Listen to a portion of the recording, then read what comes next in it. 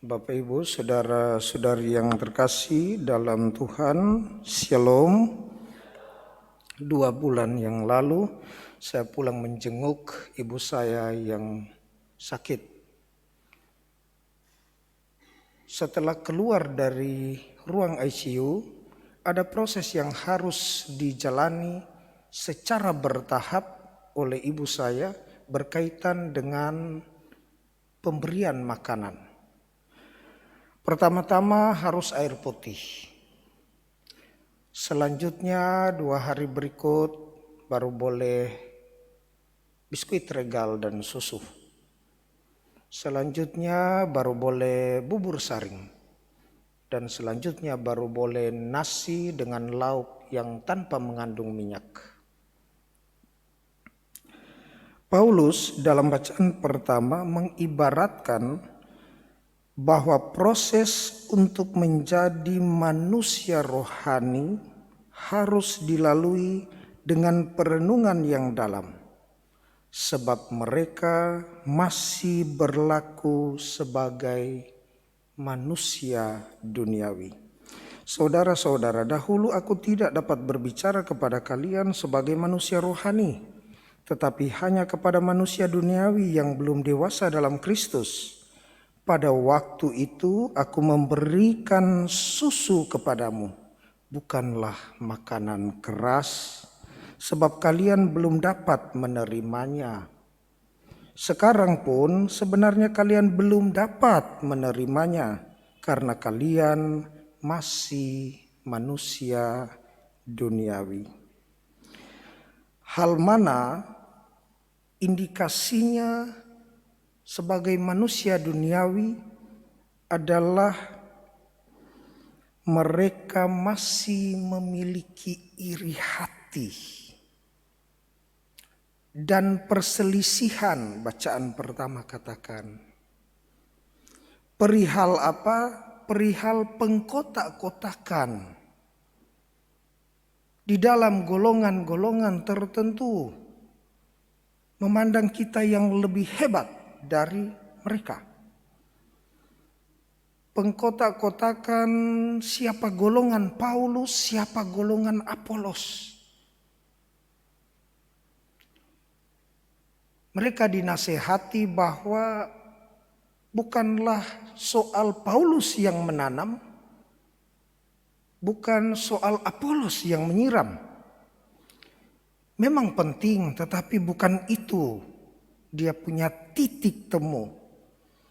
Bukan masalah penanaman pun penyiraman, tetapi masalah pertumbuhan benih sabda Allah.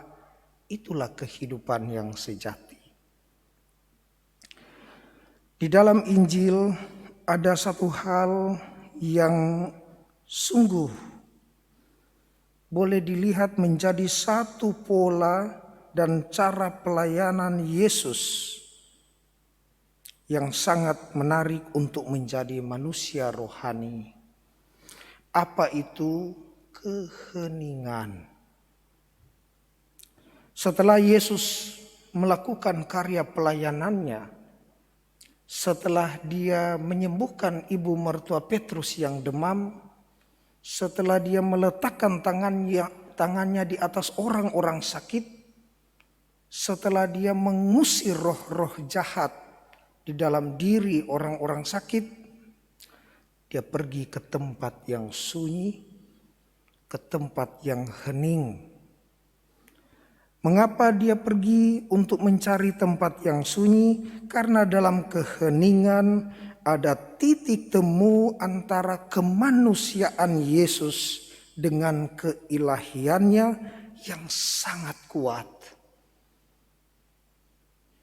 Bagaimana dalam kemanusiaannya yang terbatas secara spasial dan temporal, secara ruang dan waktu, Yesus tetaplah menyadari bentuk, menyadari adanya hakikat keilahian dalam dirinya. Manusia duniawi terbatas, tetapi sekaligus rohani.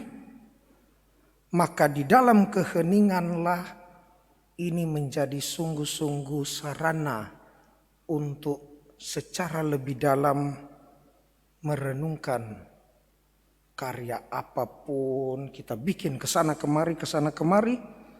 Tanpa perenungan ini maka semuanya bullshit. Semuanya menguap. Kita diajak untuk menciptakan saat tertentu untuk hening. Karena disinilah time to be, tetapi juga time for being.